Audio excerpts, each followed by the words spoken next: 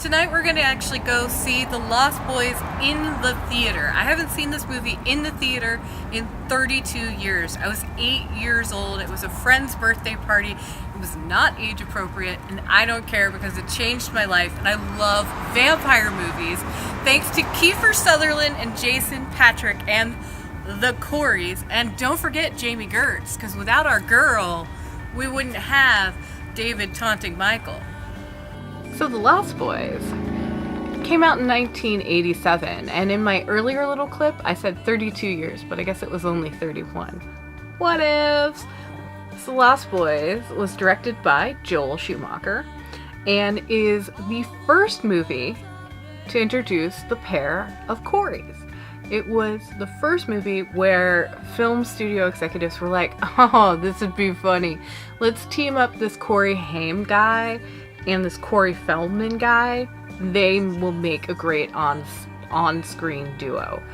And so it's kind of hilarious because it is a vampire movie and it's your introduction to that duo, and then everything else that they created after that is way more lighthearted. So also in this movie is Jason Patric, Diane West, Jamie Gertz, Bernard Hughes, who plays Grandpa, and Edward Herrmann. Herrmann was Max, and Max is the head vampire. If you haven't seen it, sorry, spoilers. Spoilers. Although they telephone it in really quick in the movie. This is one of my favorite vampire films of all time. The Lost Boys was originally developed as a modern retelling of Peter Pan, and the character played by Keifer Sutherland, David, was originally named Peter. Some interesting facts about this movie are that Jamie Gertz's character, Star, was originally supposed to be a boy. And when Joel Schumacher was attached to the film, he revamped it because he wanted it to be sexy. And he changed the ages of all the characters. The Frog brothers were supposed to be 8 and 9. And Sam was supposed to be 13. And his older brother, Michael, was actually only supposed to be like 15 or 16. And instead, they changed the ages to all the characters to older teenagers so that they could have a sexy vampire film instead of a truer retelling of Peter Pan. And that's also part of the reason why the vampires in this movie fly, is because the Lost Boys in Peter Pan can fly. Yeah, that was something I didn't expect. So the Lost Boys, what happens is a family uprooted due to divorce in the late 80s, which was a pretty widespread thing at that time, decides to move back home to Santa Clara in California with Grandpa. Grandpa, you immediately can tell there's something up. He knows something's going on in the greater surroundings, but he never says anything to anybody. And he does say one kind of telling thing, which at first, when he says this to his daughter Lucy, you take it as, wow, that was a really offensive thing to say. He says, Lucy, you're the only woman I've ever known who didn't better her situation by getting divorced. Later on, at the end of the movie, you kind of realize he's not really talking about any of the financial stuff or the moving in with Grandpa. It's like, why would you come to the murder capital of the world and all these vampires and introduce your kids to vampires. Are you crazy? I mean, that's what I think it's about. Because generally, her dad is a really lovable, weird guy. But he does live in a place that is populated heavily by vampires. The Lost Boys then go on to make friends and have adventures. No, that's not true. So Sam goes on to make friends, at first frenemies, with the Frog Brothers, who run the local comic book shop, and Michael gets tricked into becoming friends with a motorcycle gang of vampires. Thanks to Star using a honey trap type scenario where she lures him slowly into the gang. And then they make him a half vampire with the hopes of making him a full-fledged vampire in order to hook Lucy up with Max. And that is the general gist of the movie. If you haven't seen it, you should go watch it. It is super influential on all of the modern vampire movies that have come out since the 1980s. A few things that weren't immediately in my mind were the fact that Lucy, the mother in it, is named as a kind of homage to Dracula. That is just brilliant filmmaking right there, because I have watched this movie hundreds of times in the past 31 years and never really realized that till now. The Frog Brothers are dressed the entire time as Al Pacino's character from Taxi Driver and Rambo. Once you see it, you can't unsee it. And it's hilarious because the two of them are really trying to act like those characters, those iconic movie characters. They do a pretty good job. It's kind of adorable. Other things you can't unsee once you see it is a lot of the vampire ichor effects are glitter. Yes, glitter.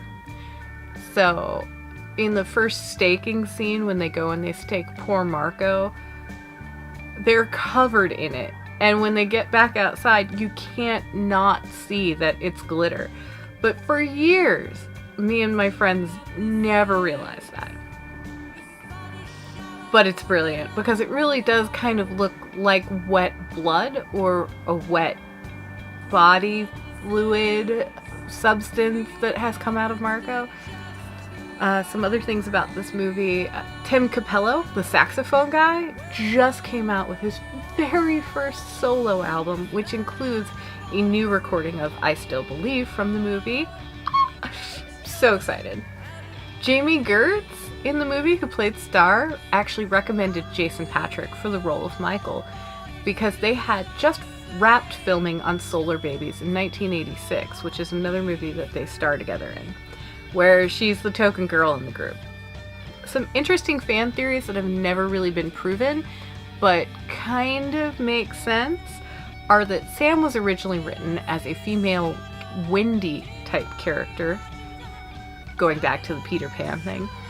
And even though Joel Schumacher has never really spoken about it, although I swear I've seen an interview with him talking about it, they had already bought all of the set dressing and all of the costumes for the characters when they decided to cast Corey Haim in that role.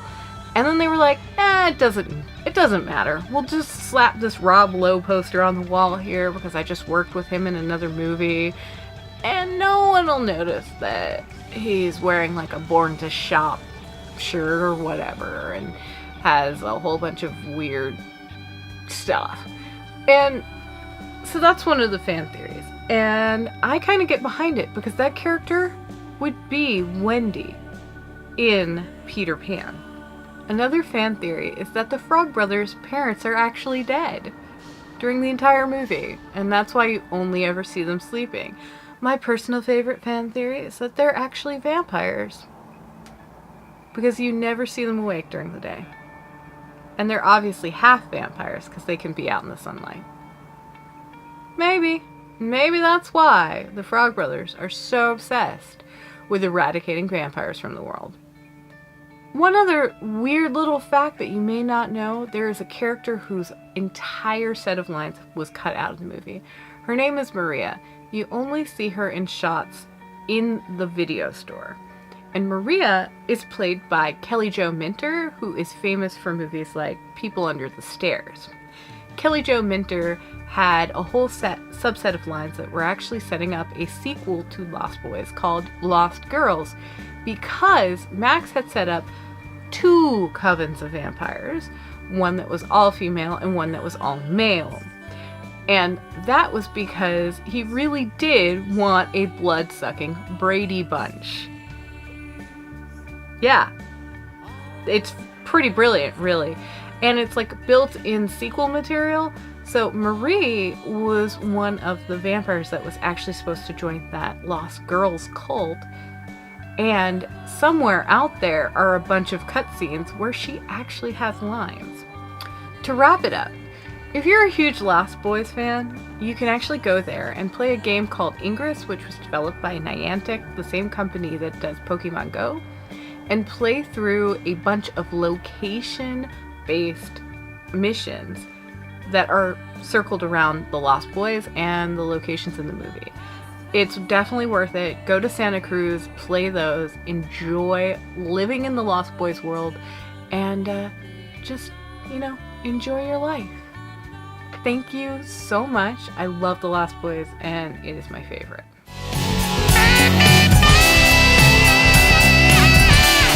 I still believe